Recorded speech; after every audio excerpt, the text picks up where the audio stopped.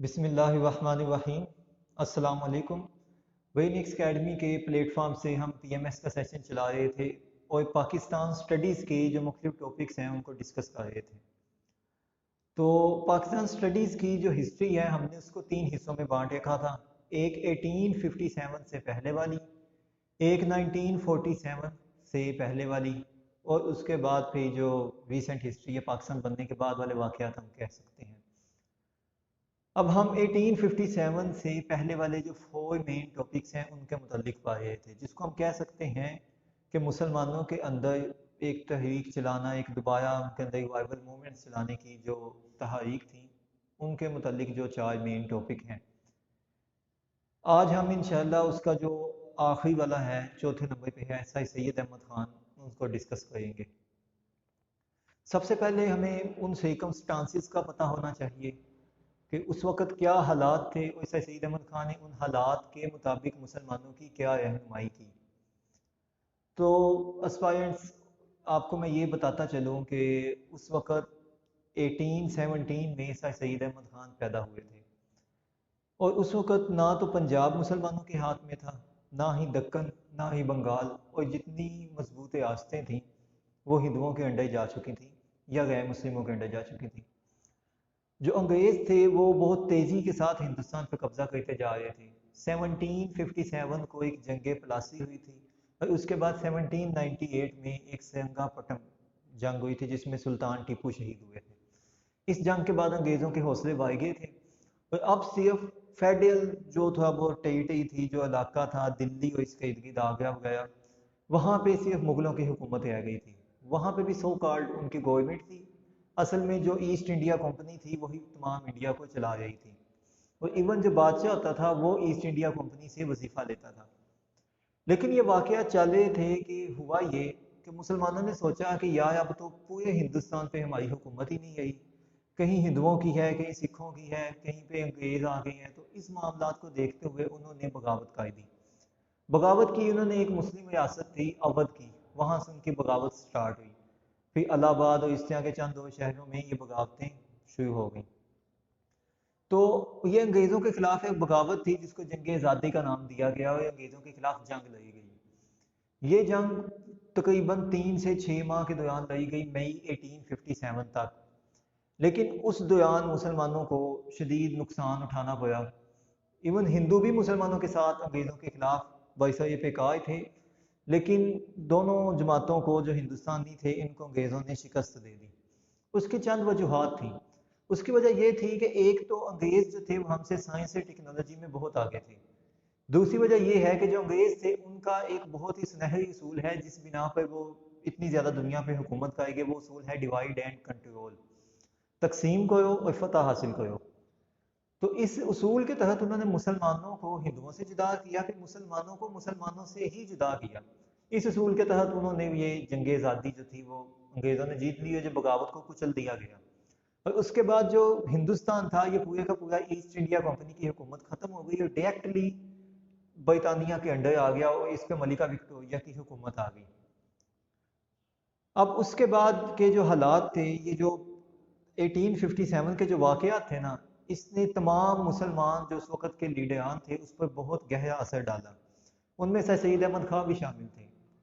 سر سید احمد خان چونکہ ایک مفکر تھے، سوچ رکھنے والے انسان تھے، تو انہوں نے سوچنا شروع کیا کہ کیا وجوہات تھیں کہ ہم پہلے اتنے عظیم تھے اور آج ہم مطلب اپنے حقوق کے لیے جدوجہد کر رہے ہیں۔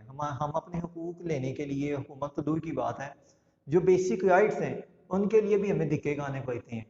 تو انہوں نے جب نتیجہ یہ نکالا کہ یار ہم نے جنگ لائی کے بھی دیکھ لی انگریزوں کے ساتھ، بالا کوٹ کا واقعہ ہو گیا، سید احمد شہید والا پچھلی ویڈیو میں نے آپ کو بتایا، مسلمانوں نے کئی جہاد موومنٹ چلا لی، جنگ آزادی لائی کے جیت لی، دیکھ لی، لیکن جیت نہیں سکے، کوئی حل نظر نہیں تھا آیا۔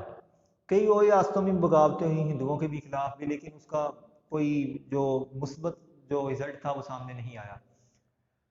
اب مسلمانوں کو ایک روڈ میپ چاہیے تھا کہ ہم کیا کریں گے کہ دوبارہ ہم اپنے جو بیسک رائٹس ہیں ایٹ لیسٹ ان کو ہی اچیو کر سکیں۔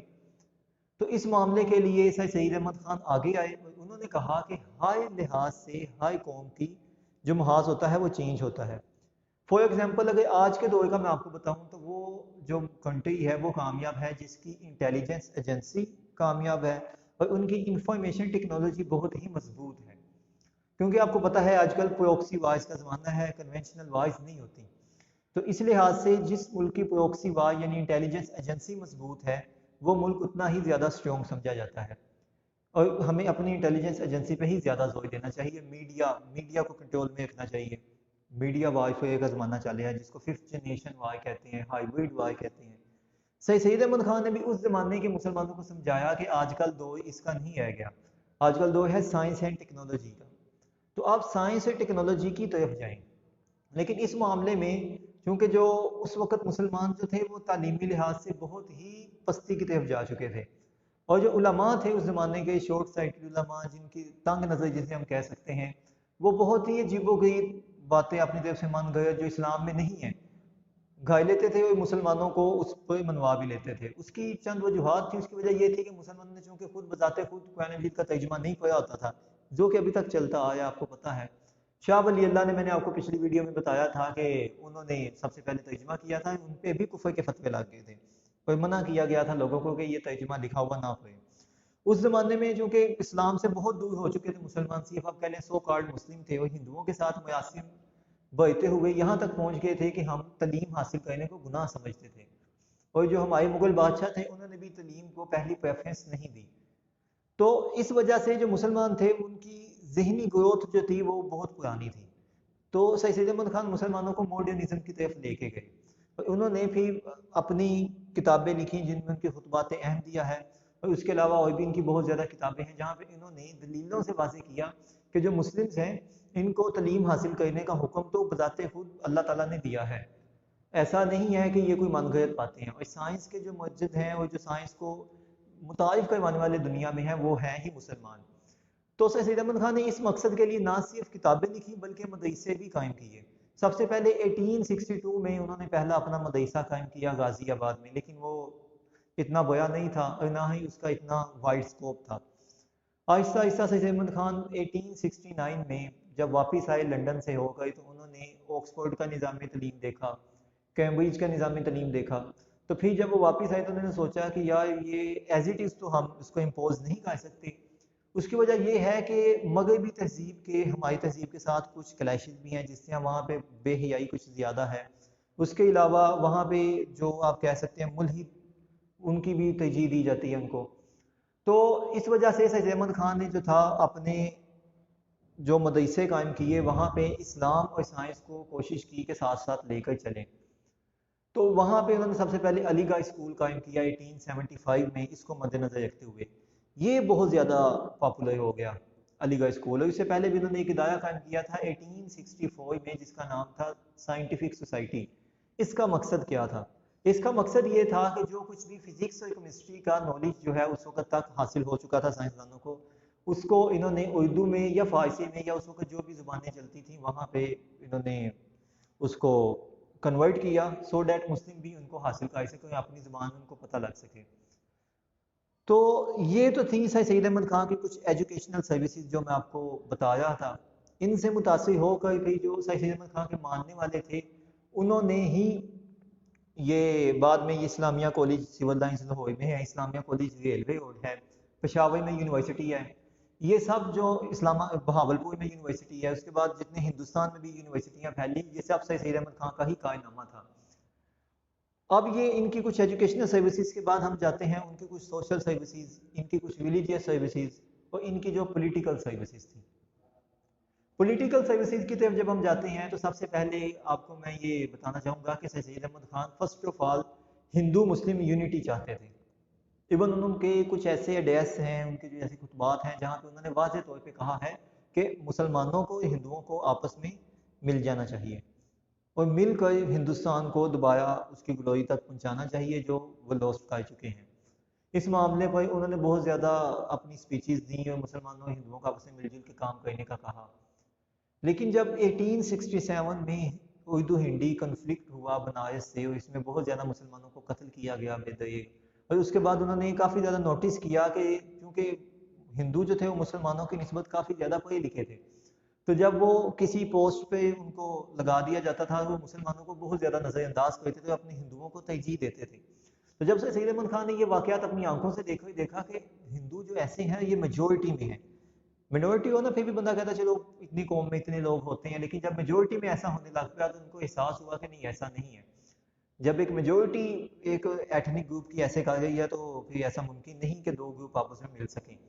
اس وجہ سے انہوں نے مسلمانوں کو کہا کہ نہیں آپ کا فیوچر الگ ہے اور ہندوؤں کا فیوچر الگ ہے، تمہیں اپنے فیوچر کے بارے میں خود سوچنا ہوگا، اور اپنے فیوچر کے لیے تمہارے لیے سب سے واحد راستہ جو ہے وہ تعلیم ہے، اور فی الوقت تم سیاست سے کنارہ اختیار کر لو۔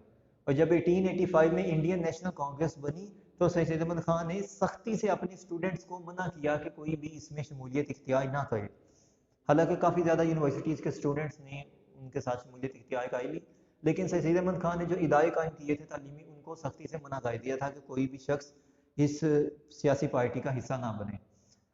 اب اس کے بعد سب سے بڑی جو سید احمد خان کی ایک اور پولیٹیکل سروس تھی وہ یہ تھی کہ انہوں نے ایک رسالہ لکھا تھا جس کا نام تھا رسالہ اسباب بغاوت ہند۔